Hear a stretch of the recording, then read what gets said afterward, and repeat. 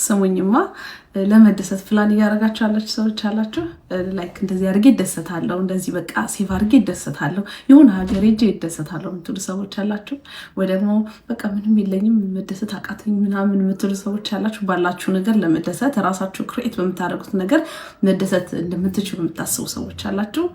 ሁለታችሁም መደሰት አትችሉም። መጀመሪያ የእግዚአብሔር ቃል የሚለው ሁልጊዜ ይላል በጌታ ደስ ይበላችሁ።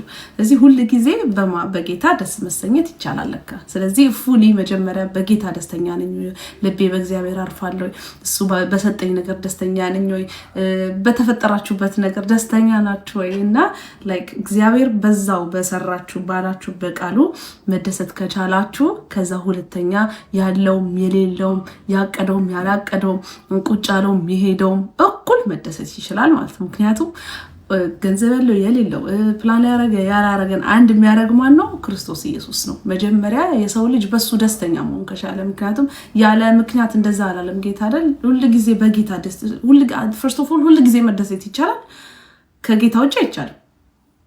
ሁልጊዜ መደሰት አይቻልም። ግን እግዚአብሔር ቃል በእኔ ደስተኛ መሆን ከቻላችሁ ሁልጊዜ ደስተኛ መሆን ትችላላችሁ። ስለዚህ በእግዚአብሔር ደስ ይበላችሁ።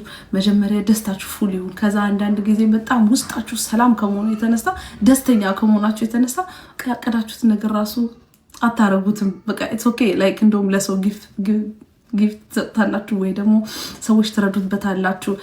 ሁሉም ሰው የራሱ መብት አለው። ላይክ ይሄ በቃ የሌለው ካለው ጋር የምናነጻጽርበት አይደለም። በቃ እኛን አንድ የሚያደርገን ክርስቶስ ነው፣ እግዚአብሔር ነው። ሰው የእግዚአብሔር መንፈስ በውስጣችሁ ካለ በሱ ማረፍ ከቻላችሁ፣ ልባችሁ በሱ መደገፍ ከቻለ ዳትስ ኦል መደሰት ትችላላችሁ። የፈለጋችሁትን ነገር ማድረግ ትችላላችሁ። ስለዚህ ብዙ ሰው ብዙ ነገር አቅዶ እንደተሳካለት ኤክስፔክት እንዳደረገው አይሆንም።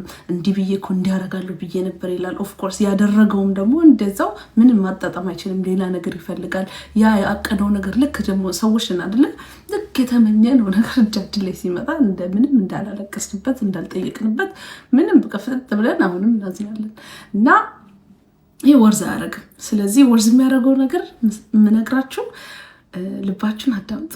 በጌታ ደስተኛ ነኝ። በጌታ ባላችሁ ነገር አለ። በጌታ ደስተኛ ነኝ ወይ? እውነት ህይወታችን በሱ እጅ ነው። እስትንፋሳችን በሱ እጅ ነው። እኛ የራሳችንን ህይወት በዚህ ጋር ሄጂ በዚህ ጋር ማለት አንችልም። ህይወት በራሷ መንገድ ትወስደናለች አይደለ? ስለዚህ በጌታ ደስ ይበላችሁ። ደግሜ ላለው ደግሜ ላለው ደስ ይበላችሁ። ገርነታችሁ ለሰው ሁሉ ይታወቅ እያለ ይቀጥላል። ግን ዛሬ የደስታችን ምንጭ ማን ነው? በያዝነው ገንዘብ ነው? ባለን ነገር ነው? በሄድንበት ቦታ ነው? አይደለም። አሁን ባላችሁበት በዛው እየተዝናናችሁ ያላችሁ ልትሆን ትችላላችሁ። ቤታችሁ ቁጭ ያላችሁ ትችላላችሁ። ባላችሁ ነገር ራሳችሁን ሊሚት አድርጋችሁ ያጣችሁት ነገር ሊኖር ይችላል። ያዘናችሁ ልትኖሩ ትችላላችሁ። እዛው ላይ ሆናችሁ በጌታ መደሰት ትችላላችሁ። እሱ የውስጥ ሰላም ነው። እሱ የውስጥ እረፍት ነው።